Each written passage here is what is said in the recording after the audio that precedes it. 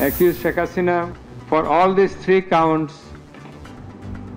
we have decided to inflict her with only one sentence, that is sentence of death.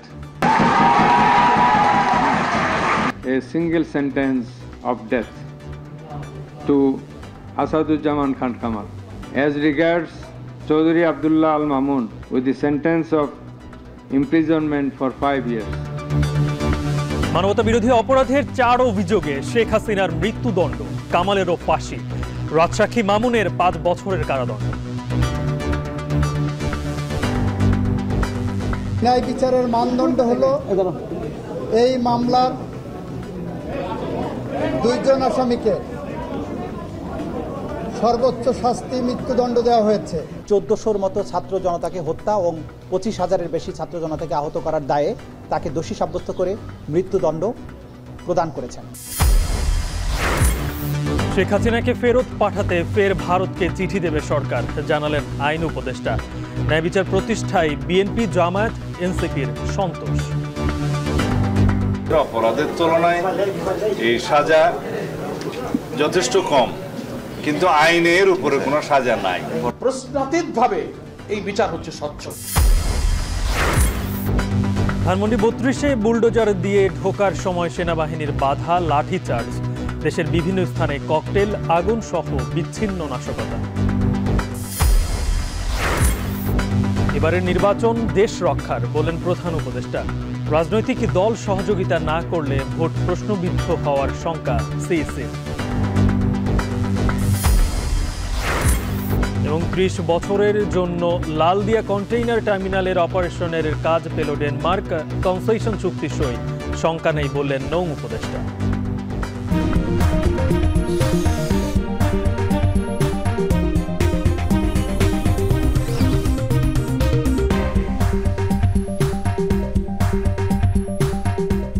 স্বাগত। এখন বিকেলের আয়োজনে শুনছিলেন শিরোনাম, সঙ্গে আছি গালিব ইবনে রিয়াজ। মানবতা বিরোধী অপরাধের মামলায় শেখ হাসিনাকে মৃত্যুদণ্ড দিয়েছেন আন্তর্জাতিক অপরাধ ট্রাইব্যুনাল। তার বিরুদ্ধে আনা 5টি অভিযোগের মধ্যে 4টিতে ফাঁসি ও 1টিতে আমৃত্যু কারাদণ্ড দেওয়া হয়। এছাড়া সাবেক স্বরাষ্ট্রমন্ত্রী আসাদুজ্জামান খান কামালকেও ফাঁসি দেওয়া হয়েছে।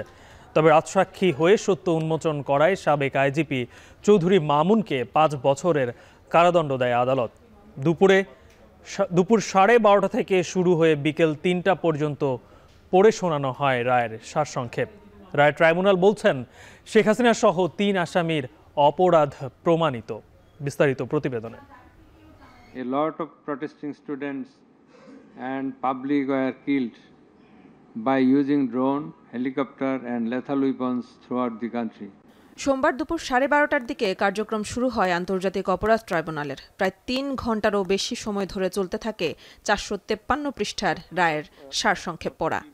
Sheikh Hasina be found guilty on 3 counts under charge 1. রায় পড়ে শোনানো হয় জুলাই গণ অভ্যুত্থান চলাকালে বিভিন্ন অডিও ভিডিওতে পাওয়া শেখ হাসিনার মানবতা বিরোধী অপরাধের তথ্য প্রমাণের বিবরণ। ঢাকার যাত্রাবাড়ি, রামপুরা, বাড্ডা, সাভার, আশুলিয়া, রংপুর সহ বিভিন্ন স্থানে যেভাবে প্রাণঘাতী গুলি ব্যবহার করে আন্দোলনকারীদের হত্যা করা হয়েছে সেগুলো প্রমাণিত হয়।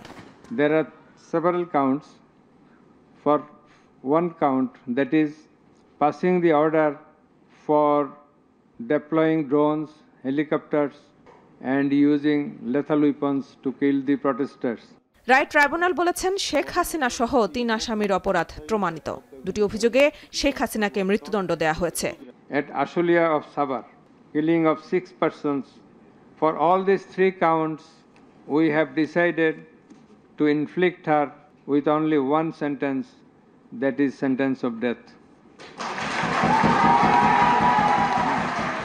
একটি অভিযোগে সাবেক স্বরাষ্ট্রমন্ত্রী আসাদুজ্জামান খান কামালকে মৃত্যুদণ্ড দেওয়া হয়েছে। প্রথম চার্জে আসামি শেখ হাসিনাকে দোষী সাব্যস্ত করে আমৃত্যু কারাদণ্ড দেওয়া হয়েছে।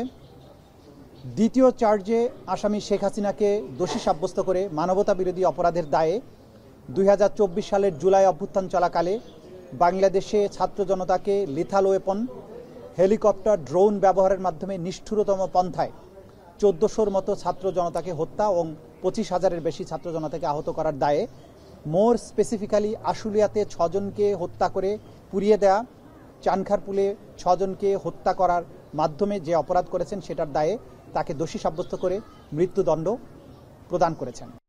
এছাড়া রাজসাক্ষী হয়েও সত্য উন্মোচনে সহায়তা করায় পুলিশের সাবেক মহাপরিদর্শক চৌধুরী আব্দুল্লাহ আল মামুনকে 5 বছরের কারাদণ্ড দেওয়া হয়, যদি চৌধুরী মামুনও ফাঁসির যোগ্য বলে বিবেচনা করেন ট্রাইব্যুনাল।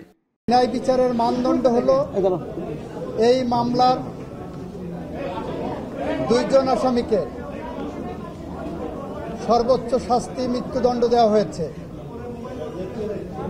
একজন আসামি যিনি রাজসাক্ষী হিসাবে নিজেকে আদালতের সামনে উপস্থাপন করেছেন, সার্বিক বিবেচনায় আদালত তাকে 5 বছরের কারাদণ্ড প্রদান করেছে।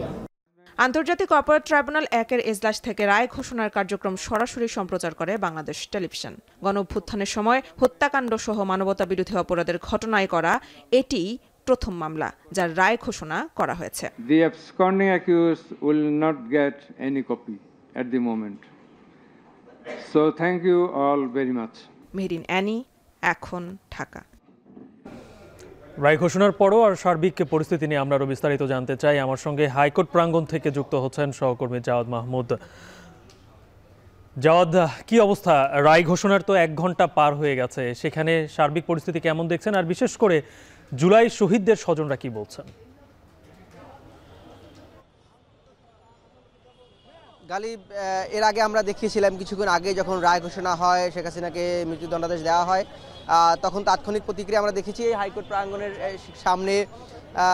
যারা বিচার প্রত্যাশী ছিলেন, শহীদ পরিবারের সদস্যরা, আহতরা, তারা একদম উচ্ছ্বাস প্রকাশ করেছেন এবং তারা বলছেন যে জুলাইয়ে শেখ হাসিনা যে গণহত্যা পরিচালনা করেছে এবং মানবতা বিরোধী অপরাধ করেছে সেটি আবারও নতুন করে প্রমাণিত হয়েছে এবং যার ফলে এই যে রায়ের মধ্যে দিয়ে তারা ন্যায় বিচার পেয়েছেন।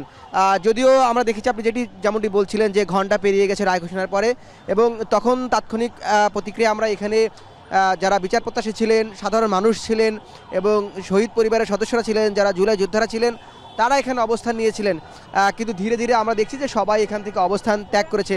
এর আগে আমরা দেখেছি যে ঠিক এই যখন হাইকোর্ট প্রাঙ্গণের যে প্রবেশের মূল ফটক, সেই ফটকের বাম পাশে একটি প্রতিক্রিয়া মঞ্চ করা হয়েছিল। সেই মঞ্চ থেকে কিন্তু আনুষ্ঠানিক প্রতিক্রিয়া জানানো হয়েছিল এই ফাঁসির দণ্ডাদেশ নিয়ে।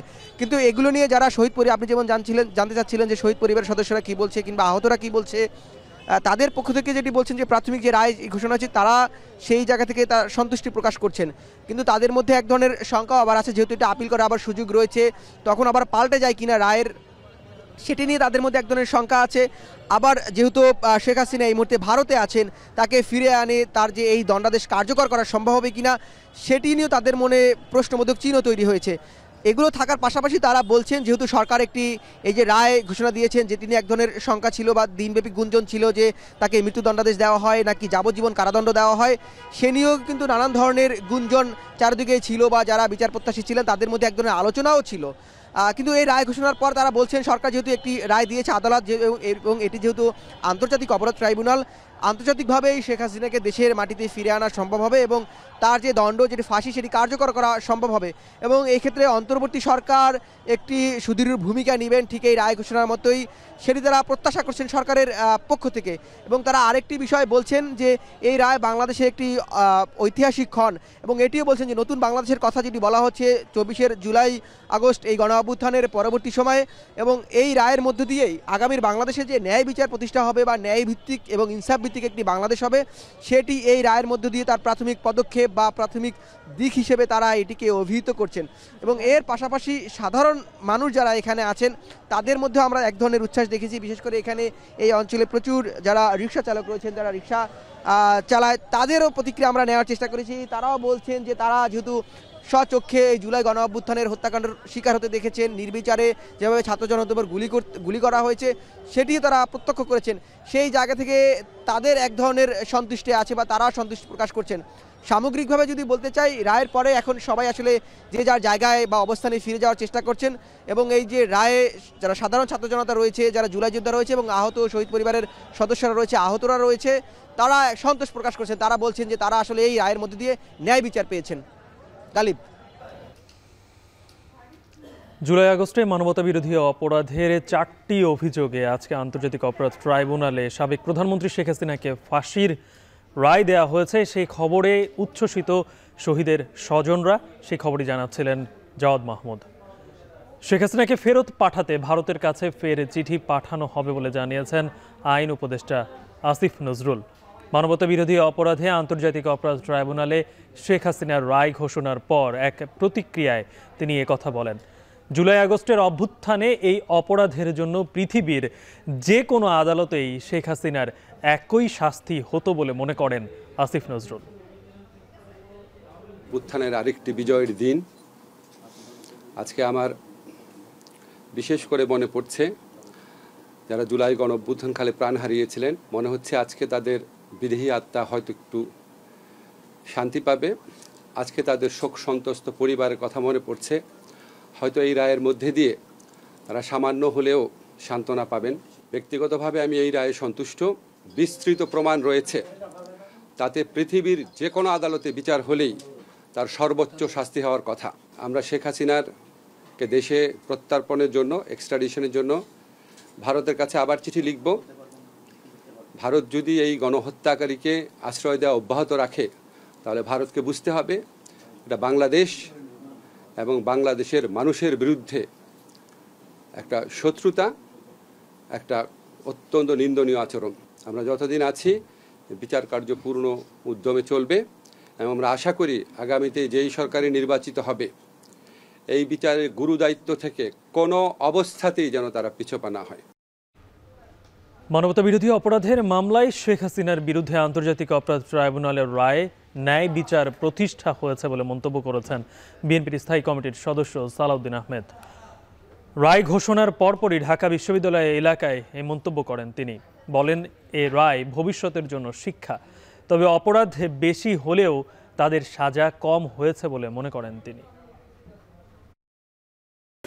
আজকের এই আদালতের রায়ের মধ্য দিয়ে কয়েকটি জিনিস প্রমাণিত। ফ্যাসিস্ট স্বৈরাচার যত শক্তিশালী হোক, যত দীর্ঘদিনই রাষ্ট্র ক্ষমতা অবৈধভাবে পরিচালিত করুক, ক্ষমতা ভোগ করুক, তারা একদিন না একদিন আদালতের কাঠগড়ায় তাদের দাঁড়াতেই হবে। এই দেশের প্রতিটি মানুষ ভবিষ্যতে যাতে ন্যায় বিচার পায় সেরকম রাষ্ট্র ব্যবস্থা প্রতিষ্ঠার জন্য আমরা অবশ্যই অবিরাম সংগ্রাম চালিয়ে যাব। আজকে সেটা একটা মাইল ফলক প্রতিষ্ঠা হলো। রাজনৈতিক নেতা বা সরকার প্রধান যতই ক্ষমতাধর হোক না কেন, কেউই আইনের ঊর্ধ্বে নয়। শেখ হাসিনার রায়ের মাধ্যমে এটি প্রমাণিত হলো বলে মন্তব্য করেছেন জামায়াতের সেক্রেটারি জেনারেল মিয়া গোলাম পরোয়ার। বিকেলে মগবাজারে দলের কেন্দ্রীয় অফিসে এক সংবাদ সম্মেলনে একথা বলেন তিনি। মৃত্যুদণ্ডের আসামিদের যারা আশ্রয় দিয়েছে তারাও আন্তর্জাতিক আইন লঙ্ঘন করেছে বলে মন্তব্য করেন জামাতের এই নেতা। সরকার রাজনৈতিক দলের নয়, এখন বিচার ব্যবস্থা স্বাধীন। কোন পলিটিক্যাল পার্টি ট্রাইব্যুনালের উপরে হস্তক্ষেপ করার কোনো সুযোগ নেই। এখন কোন রাজনৈতিক দল তো ক্ষমতায় নাই। জাতিসংঘের রিপোর্টে মানবাধিকার এবং গুম কমিশনের রিপোর্টের ডিটেলস প্রশ্নাতীতভাবে এই বিচার হচ্ছে স্বচ্ছ। এদিকে ধানমন্ডি 32-এ বুলডোজার দিয়ে ঢোকার সময় বাধা দিয়েছে সেনাবাহিনী। সেখানে আছেন আমাদের সহকর্মী রাজু আহমেদ, তার কাছ থেকে সরাসরি জানবো। রাজু, কি অবস্থা সেখানে, কি দেখতে পাচ্ছেন? সকাল থেকেই তো আমরা দেখতে পাচ্ছিলাম যে বুলডোজার নিয়ে সাধারণ মানুষ সেখানে ঢোকার চেষ্টা করছিল। আইন শৃঙ্খলা বাহিনী কড়া নিরাপত্তায় সেখানে আছে, সেখানে লাঠিচার্জের ঘটনাও ঘটেছে। এখন সেখানকার পরিস্থিতি কি? গালিব, এখন পর্যন্ত কিন্তু এখানে রণক্ষেত্র চলছে। জানিয়ে রাখতে চাই যে দুপুর 12টা নাগাদ শুরু হওয়া এই ধাওয়া পাল্টা ধাওয়া থেকে শুরু হয় এই রণক্ষেত্রে পরিণত হয়েছে, যা এখন পর্যন্ত চলছে। আপনাকে জানাতে চাই যে দুপুরে যখন এখানে বুলডোজার নিয়ে ঢাকা কলেজের শিক্ষার্থীরা আসেন, সেই বহরে কিন্তু ছাত্র জনতার বিপুল একটি সংখ্যক মানুষ এখানে যুক্ত হন এবং তারপরেই এখানে যখন তারা আসলে প্রবেশ করার চেষ্টা করে তারপরেই এখানে পুলিশে বাধা হয় এবং তারপর এই পুলিশে বাধার পর থেকে যখনই আসলে ধাওয়া পাল্টা ধাওয়া শুরু হয়েছে, অনবরত কিছুক্ষণ পর থেমে কিন্তু ধাওয়া পাল্টা ধাওয়া চলছে এবং এখনো চলছে। কিছুক্ষণ আগে, অর্থাৎ এখন থেকে মাত্র 6 মিনিট আগেই এখানে 3টি শব্দবোমা নিক্ষেপ করা হয়েছে, একই সঙ্গে 2টি টিয়ারশেল নিক্ষেপ করা হয়েছে। তার বিপরীতে কিন্তু যারা আন্দোলনকারী রয়েছে তারাও ইট পাটকেল ছুটছে। অর্থাৎ কোনো অংশেই কোনো পক্ষই আসলে কম নয়। একের পর এক ধাওয়া পাল্টা ধাওয়ার মধ্য দিয়ে এখন পর্যন্ত বিগত 4 থেকে 5 ঘন্টা ধরে যে আন্দোলন চলছে এটি চলমান রয়েছে। জানিয়ে রাখবো যে আন্দোলন চলাকালীন সময়েই মূলত শেখ হাসিনার বিরুদ্ধে যে রায়, মানবতা বিরোধী অপরাধের যে রায়, সেই রায়টি দেওয়া হয় এবং এই রায়টি দেওয়ার পর কিছুক্ষণ এই রণক্ষেত্রটি উল্লাসভূমিতে রূপ নিয়েছিল। এখানে মিষ্টি বিতরণ হয়েছে, এখানে মিষ্টি খাওয়া হয়েছে, এখানে নানাবিধ স্লোগান দেওয়া হয়েছে, উল্লাসের স্লোগান দেওয়া হয়েছে এবং এই উল্লাসের স্লোগানের মধ্যে আবারও ধাওয়া পাল্টা দেওয়ার ঘটনা ঘটেছে। আইন শৃঙ্খলা রক্ষাকারী বাহিনীর সঙ্গে ছাত্র জনতা যারা এখানে রয়েছেন তারা একাধিকবার মূলত সংঘর্ষে জড়িয়েছেন, ধাওয়া পাল্টা ধাওয়ায় জড়িয়েছেন। জানিয়ে রাখবো যে এখন পর্যন্ত ছাত্র জনতা তাদের দাবি তো অনড়। আজকে তারা যে ধানমন্ডি 32 রয়েছে এই 32 নম্বরটি তারা গুড়িয়ে দিতে চায়, অর্থাৎ এই 32 নম্বরটি গুড়িয়ে দিয়ে তারা একটি খেলার মাঠ নির্মাণ করবে এমন দাবি নিয়ে কিন্তু এখানে তারা এসেছিল। সেই দাবিতে এখনো তারা অনড় রয়েছে। আইন শৃঙ্খলা রক্ষাকারী বাহিনীর পক্ষ থেকে এখন পর্যন্ত আনুষ্ঠানিকভাবে কোনো বক্তব্য আমাদেরকে দেওয়া হয়নি। অর্থাৎ যেহেতু এই চলমান যে আন্দোলন, এই আন্দোলনের মধ্যে ধারাবাহিকভাবে ধাওয়া পাল্টা দেওয়ার যে ঘটনা শেষ আসলে কোথায় কি হবে এখন পর্যন্ত জানা না গেলেও এখন সময়ের সঙ্গে সঙ্গে কিন্তু ছাত্র জনতার উপস্থিতি দুপুরে সংখ্যক ছাত্র জনতা ছিল তার কিছুটা দ্বিগুণ এখানে হয়েছে এবং ছত্রভঙ্গ করলেও এই ছাত্র জনতা অলিগলিতে ঢুকে যাচ্ছে, কিছুক্ষণ পর আবার বেরিয়ে শৃঙ্খলা রক্ষাকারী বাহিনীর সদস্য যারা রয়েছেন তারা শব্দ এবং টিয়ার গ্যাস ছুটছেন এবং এখান থেকে আজকে কাউকে এখন পর্যন্ত আটক করা হয়নি, তবে কয়েকবার লাঠিচার্জ করা হয়েছে। তবে কোনো কিছুই যেন আন্দোলনকারীদের দমানো যাচ্ছে না। তাদের যে দাবি ধানমন্ডি 32 তারা গুড়িয়ে দিবে আজকে এবং সেই দাবিতে তারা অনড় থেকে এখন পর্যন্ত আন্দোলন চালিয়ে যাচ্ছে। আমরা কিছুক্ষণ আগে বেশ কয়েকজনের সঙ্গে কথা বলেছি, তারা যেমনটা বলছেন যে আজ সারা রাত যদি আন্দোলন করতে হয় তারা সেই আন্দোলন চালিয়ে যাবে, তবু আসলে তারা ধানমন্ডি 32-এর যে বাড়িটি রয়েছে, জরাজীর্ণ বাড়িটি তারা গুড়িয়ে দিতে চায়, সেই দাবি নিয়ে মূলত তারা রাজপথে এখনো বিরাজ করছে। আমরা বারবারই আইন শৃঙ্খলা রক্ষাকারী বাহিনীর সঙ্গে কথা বলার চেষ্টা করেছি, তবে আইন শৃঙ্খলা রক্ষাকারী বাহিনীর সদস্যরা কেউ এখন পর্যন্ত কথা বলতে চাননি এবং সেনাবাহিনীর সদস্যরা এখন অনেকটাই মাঝখানে দাঁড়িয়ে রয়েছে। তারা পুরো বিষয়টি পরিস্থিতি নিয়ন্ত্রণ, একদিকে পুলিশ একদিকে এবং ঠিক মাঝখানে সেনাবাহিনীর সদস্যরা তারা দাঁড়িয়ে পড়েছেন এবং সেনাবাহিনীর সামনে দাঁড়িয়েই মূলত এই ছাত্র জনতা যারা রয়েছেন তারা একের পর এক স্লোগান দিয়ে যাচ্ছেন এবং পুলিশ এখন কিছুটা থেমে রয়েছে। সবকিছু মিলে আন্দোলন এখন পর্যন্ত চলছে। কখন নাগাদ মূলত এই আন্দোলন শেষ হবে তা জানা যায়নি, তবে রায়ের পর যেমন উল্লাস রয়েছে তেমন তাদের দাবি নিয়েও তারা অনড় রয়েছে। ধানমন্ডি 32 গুড়িয়ে দেওয়ার যে দাবি, সেই দাবি তারা রাতভর আন্দোলন করতে হলো সেই দাবি পূরণ করে যাবে বলে কিন্তু প্রতিজ্ঞাবদ্ধ হয়েছেন অনেকেই। এই ছিল আসলে আমার কাছে ধানমন্ডি 32 থেকে সর্বশেষ। শেখ হাসিনার রায়কে কেন্দ্র করে আজকে সকাল থেকেই বুলডোজার নিয়ে ধানমন্ডি 32 নম্বর অভিমুখে সাধারণ মানুষ এবং শিক্ষার্থীরা, কিন্তু পুলিশ সেখানে তাদেরকে বাধা দিয়েছে, ছত্রভঙ্গের জন্য লাঠিচার্জও করেছে। সেখানকার সর্বশেষ পরিস্থিতি জানাচ্ছিলেন রাজু আহমেদ। শুধু মৃত্যুদণ্ড কার্যকর করার মধ্য দিয়ে শেখ হাসিনার গণহত্যা ও মানবতা বিরোধী অপরাধের ন্যায় বিচার করা সম্ভব বলে মন্তব্য করেছেন জাতীয় নাগরিক পার্টির সদস্য সচিব আক্তার হোসেন। বিকেলে শেখ হাসিনার রায় ঘোষণার পর তাৎক্ষণিক প্রতিক্রিয়ায় এমন মন্তব্য করেন তিনি। দ্রুত সময়ের মধ্যে শেখ হাসিনাকে ফিরিয়ে এনে রায় কার্যকরের দাবি জানান আক্তার হোসেন। আমরা সরকারের কাছে আহ্বান জানাই, অতি দ্রুত সময়ের মধ্যে আজকের ঘোষিত রায় সরকারকে কার্যকর করতে হবে এবং ভারত সরকারের কাছে আমরা আহ্বান জানাই যে খুনি শেখ হাসিনা বাংলাদেশের মানুষের উপরে গণহত্যা চালিয়েছে, মানবতা বিরোধী অপরাধ করেছে, তাকে ভারতে আশ্রয় না দিয়ে বাংলাদেশের বিচার ব্যবস্থার কাছে তারা সুপর্দ করবে। এই বিশ্বের বাসীর কাছে একটা নজির তৈরি হবে শেখ হাসিনার রায় কার্যকর করার মধ্য দিয়ে। শেখ হাসিনা শুধুমাত্র উস্কানিমূলক বক্তব্য দেয় নাই, আজকের বিচারের মধ্য দিয়ে প্রমাণিত হয়েছে শেখ হাসিনা মানুষকে গুলি করে হত্যা করেছে, লেথাল ওয়েপন ব্যবহার করেছে, গোটা বাহিনীকে মানুষের বিরুদ্ধে খুন করতে কাজে লাগিয়েছে।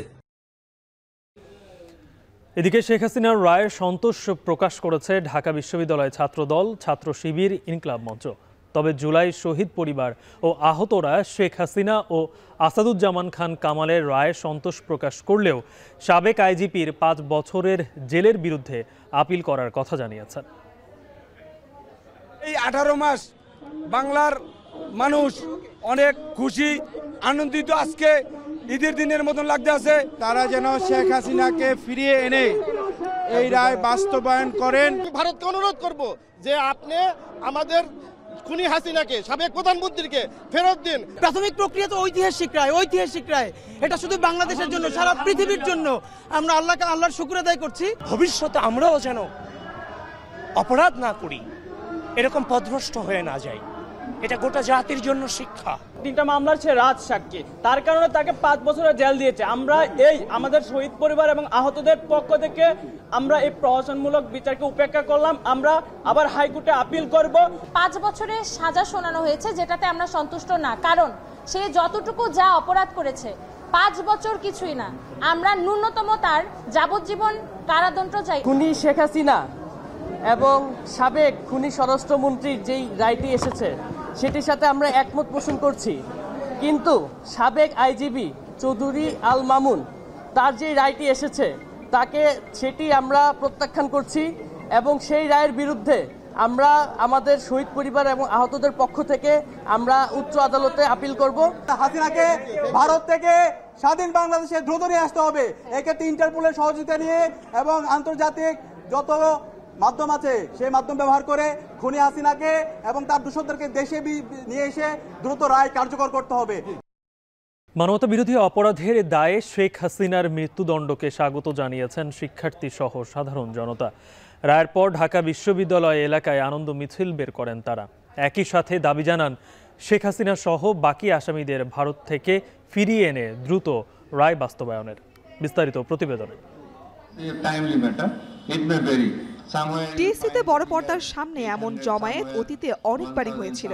উৎসব কিংবা বিশ্বকাপের আসর বসলেই আগ্রহ নিয়ে আসতেন শিক্ষার্থী ও সাধারণ মানুষ, কিন্তু এবারের উপস্থিতি একেবারেই আলাদা। ছাত্র জনতার এই জমায়েত আন্তর্জাতিক অপরাধ ট্রাইব্যুনালের বিচারের রায় সরাসরি দেখার জন্য। পূর্ব ঘোষণা অনুযায়ী মানবতা বিরোধী অপরাধের দায়ে অভিযুক্ত শেখ হাসিনা সহ 3 আসামির বিচারের প্রথম রায় সরাসরি দেখতে সকাল থেকেই ঢল নামে বিভিন্ন শ্রেণী পেশার মানুষের। এখানে আসা ছাত্র জনতার স্লোগান মনে করিয়ে দেয় জুলাই অভ্যুত্থানের দিনগুলোর কথা। বেলা 12টায় বিচারক যখন রায় পড়া শুরু করেন তখন টিএসসিতে জড়ো হওয়ায় উৎসুক জনতা শেখ হাসিনার সর্বোচ্চ শাস্তির দাবিতে স্লোগান তোলেন। পরে বেলা 2:45টায় যখন আদালত সর্বোচ্চ সাজা ফাঁসির আদেশ দেন তখন উচ্ছ্বাসে ফেটে পড়েন উপস্থিত জনতা।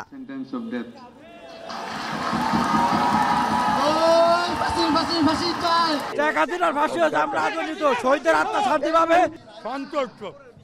আর যারা গুলি করে মারিছে ওকেও ফাঁসি হবে, যে পুলিশগুলোর মারিছে গুলি করে ওদের ফাঁসি হবে। খালি এর না, দেখতে চাচ্ছি যে ভারতের এই বিষয়ে ভারতের অপিনিয়ন কি এবং ওদের মনোভাবটা কি সেটাও দেখতে চাচ্ছি। বিচারের রায় ঘোষণা হলেও রায় কার্যকরে ভারতে পলাতক শেখ হাসিনাকে অবিলম্বে কূটনৈতিক প্রচেষ্টায় দেশে ফিরিয়ে আনার দাবি জানান জুলাই গণ অভ্যুত্থানে অংশগ্রহণকারী সহ বিভিন্ন শ্রেণী পেশার মানুষ। এখন আমাদের দাবি অতি দ্রুত শেখ হাসিনাকে বাংলাদেশে এনে রায় কার্যকর করতে হবে। যে অন্যায় জুলুম অত্যাচার করেছে আমরা এর বিচার পেয়েছি, কিন্তু আমরা সন্তুষ্ট নই। কেন সন্তুষ্ট নই? এখন মধ্যে কোনো কার্যকরী হয়নি। কার্যকরী যখন হবে তখন আমরা সন্তুষ্ট হব। আপনাদের যেই সন্ত্রাসী ছিল অনুপ চেটিয়া এবং অন্যান্য, তারা আমরা আন্তর্জাতিক ল অনুযায়ী তাদেরকে ফেরত দিয়েছি। আপনিও আইনের প্রতি, বিশ্ব আইনের প্রতি শ্রদ্ধা দেখিয়ে আপনি এই খুনি হাসিনাকে আইনের হাতে সোপর্দ করুন। এ সময় শেখ হাসিনা সহ বাকি আসামিদের দ্রুত ফিরিয়ে দিতে ভারতের প্রতি আহ্বান জানান তারা। শারমিন পুতুল, এখন, ঢাকা। শেখ হাসিনা এবং আসাদুজ্জামান কামালের ফাঁসির রায়ে চট্টগ্রামের 2 নম্বর গেট এলাকায় আনন্দ মিছিল করছে ছাত্র জনতা। এ নিয়ে আরো বিস্তারিত জানাতে যুক্ত হচ্ছেন কাজী মাহফুজ। মাহফুজ, সেখানে এই মিছিলে যারা ছাত্র জনতা যারা যোগ দিয়েছেন তারা এই রায় নিয়ে কি প্রতিক্রিয়া দেখাচ্ছেন? গালিব, 2024 সালের জুলাই আগস্টে যে গণহত্যা হয়েছিল সেই গণহত্যার রায়, প্রথম রায় কিন্তু আজ ঘোষণা হয়েছে, যেখানে আমরা দেখেছি সাবেক প্রধানমন্ত্রী শেখ হাসিনা, স্বরাষ্ট্রমন্ত্রী আসাদুজ্জামান কামালের মৃত্যুদণ্ড দেওয়া হয়েছে। তারই প্রতিক্রিয়া আমরা চট্টগ্রামে দেখতে পাচ্ছি। এখানে কিন্তু একটু আগে, অর্থাৎ 4টার আগে থেকেই ছাত্র জনতা 2 নম্বর গেটের বিপ্লব উদ্যানে এসে জড়ো হয়েছে। একটু পরে হয়তো আনন্দ মিছিল শুরু হবে, তবে তার আগে আমরা দেখেছি এখানে মিষ্টি বিতরণ কার্যক্রম ছিল। মিষ্টি, একে অপরকে মিষ্টি খাইয়ে দিচ্ছিল। হয়েছিল এবং তারা এই রায়ে সন্তুষ্টি প্রকাশ করেছেন। এখানে অনেকের সাথে আমরা কথা বলেছি, তারা বলছেন যে এই রায়টি ছিল বেশ প্রত্যাশিত এবং প্রতীক্ষিত এবং সেটি তারা পেয়েছেন।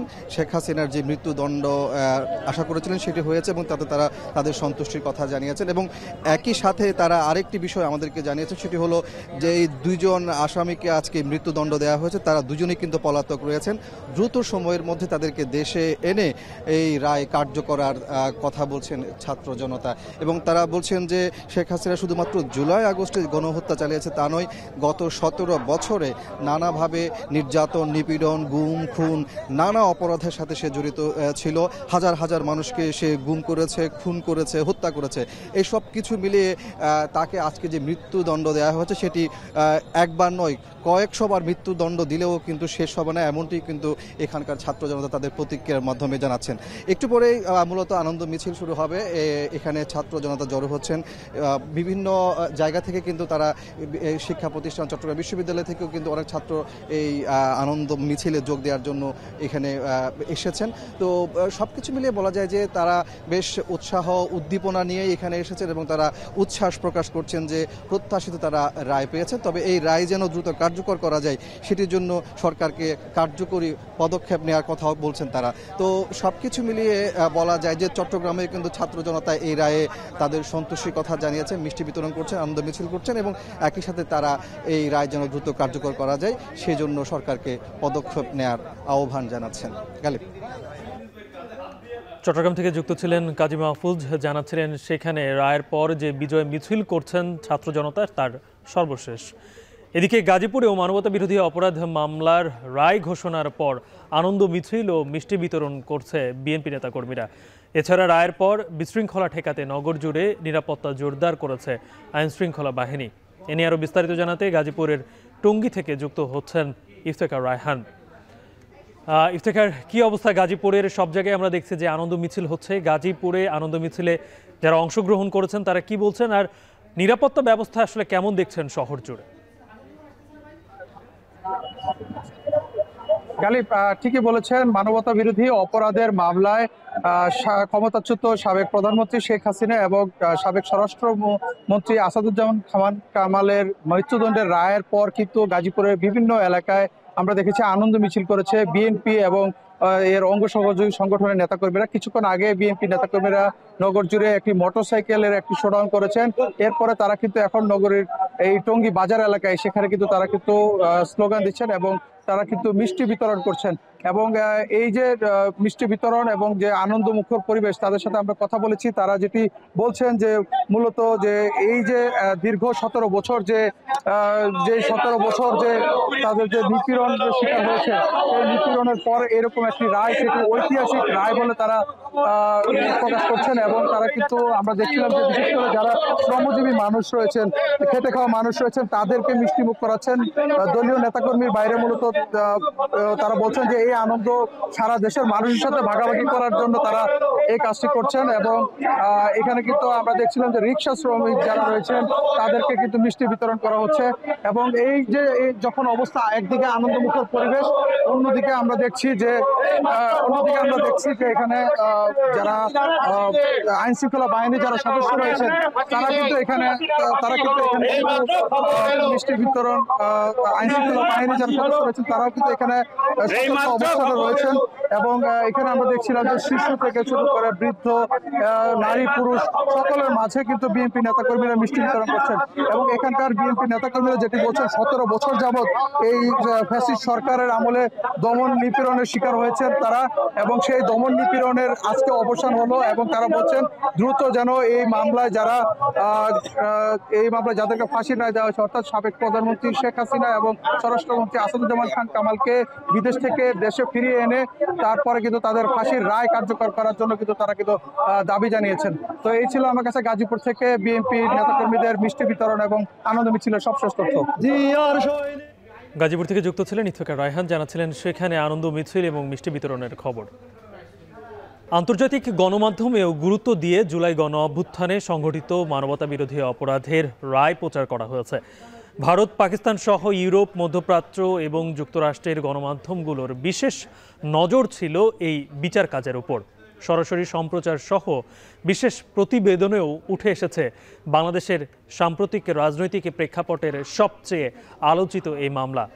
অদূর ভবিষ্যতে বাংলাদেশ কোন দিকে যাবে তা ঠিক করতে পারে হাসিনা রায়, এমন মন্তব্য করেছে ব্রিটিশ সংবাদ মাধ্যম বিবিসি। বার্তা সংস্থা রয়টার্সের বিশ্লেষণে উঠে আসে রাজধানী ঢাকায় বিরাজমান উত্তেজনা ও বিচার কাজ। আদালতের রায় হাসিনার প্রতিক্রিয়া নিয়ে প্রতিবেদন প্রকাশ করেছে ভারতের আনন্দবাজার পত্রিকাও।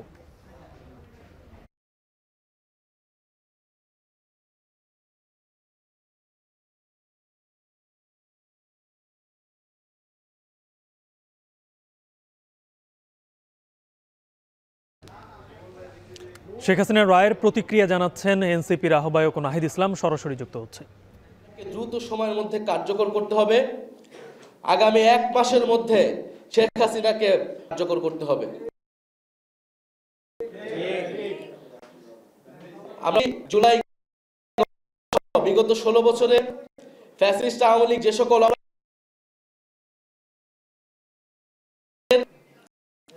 যে আন্দোলন যে শুধু সে প্রাক্তন স্বরাষ্ট্রমন্ত্রী এবং ফ্যাসিস্ট জামান কামালেরও মৃত্যুদণ্ড দেওয়া হয়েছে, আমরা সেই রায়। এছাড়া যে সকল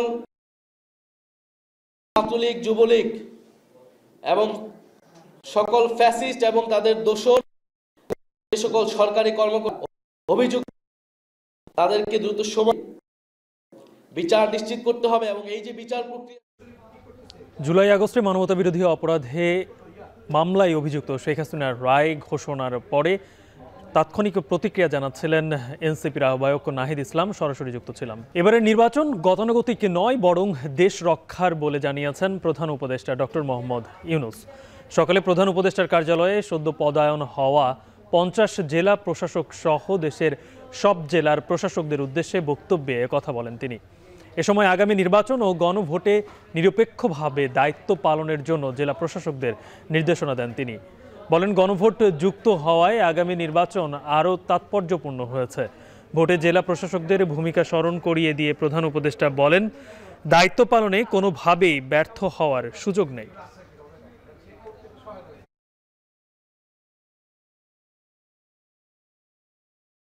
এই যে নির্বাচনে আমরা ঢুকছি সেটা শতাব্দীর নির্বাচন, এটা 100 বছরের জন্য জাতি কোন দিকে যাবে তার গতিপথ নির্ধারণের নির্বাচন। আমরা নির্বাচন বলছি, কিন্তু সঙ্গে যে একটা বড় একটা জিনিস আছে গণভোট, সেটার কথা উল্লেখ করিনি পর্যন্ত। একটা হলো 5 বছরের জন্য, আরেকটা হলো 100 বছরের জন্য। কাজে দুটি এই দায়িত্ব আমাদেরকে বহন করতে হবে, 100 বছরেরটাও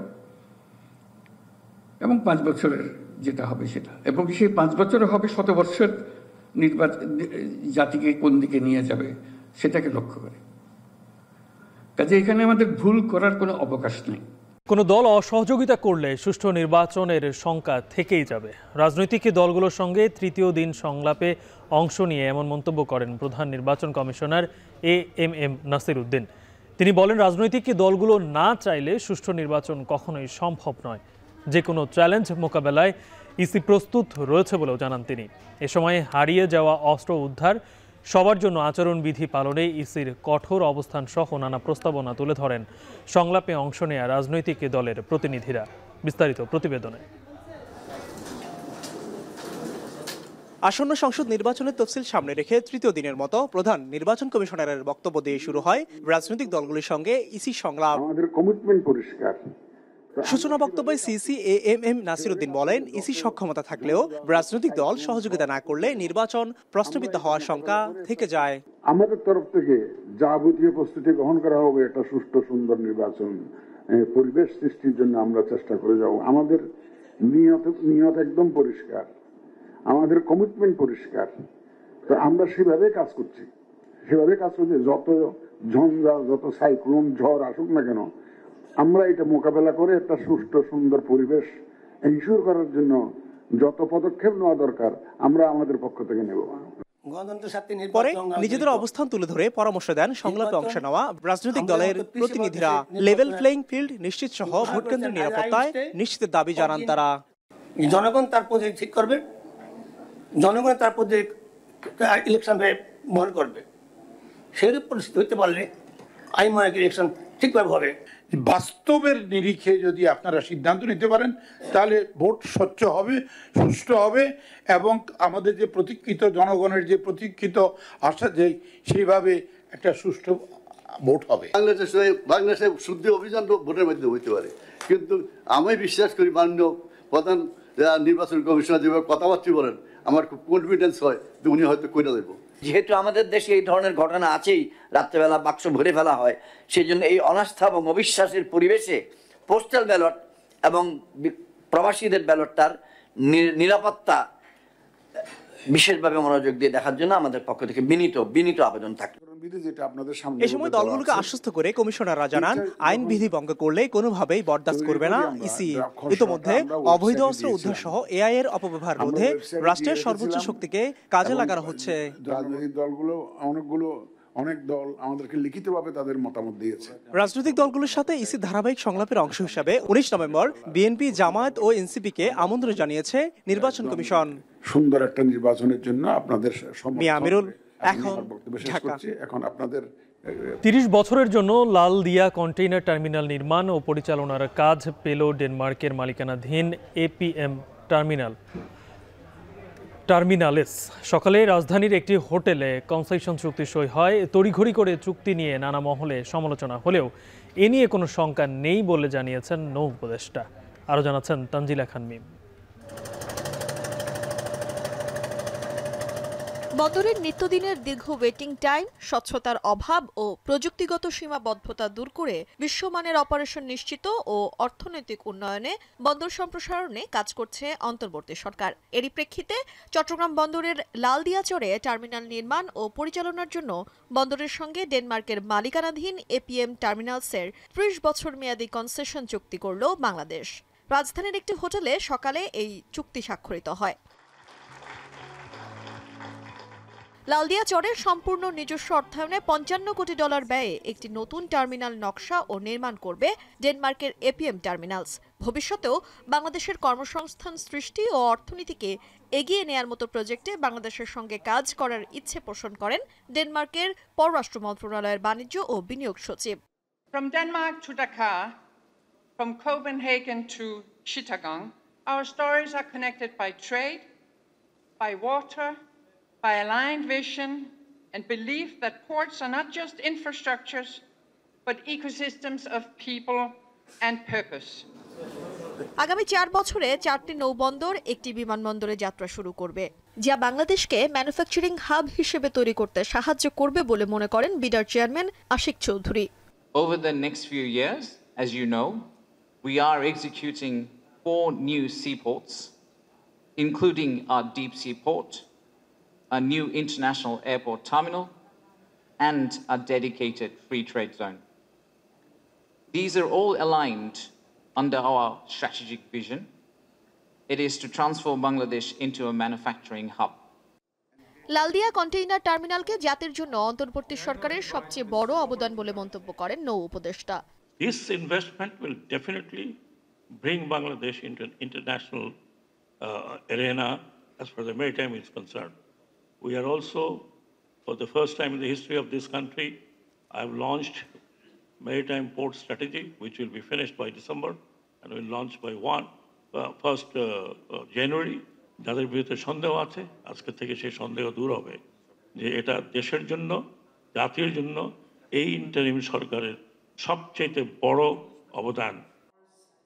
দ্রুততার সঙ্গে চুক্তি সই নিয়ে নানান সমালোচনার জবাবে নৌ উপদেষ্টা জানান, কোনো শঙ্কা নয়, বরং অর্থনৈতিক উন্নয়নেই দ্রুত গতির সঙ্গে নেওয়া হয়েছে এই পদক্ষেপ। তানজিলা খান মিম, এখন, ঢাকা। এই ছিল এখন বিকেলের আয়োজনে। এখন টেলিভিশন ওয়েবসাইটে দেখতে ভিজিট করুন এখন.tv, ফেসবুকে চোখ রাখুন facebook.com/tv.এখন, আর ইউটিউবে লাইভ দেখতে ভিজিট করুন youtube.com/এখন.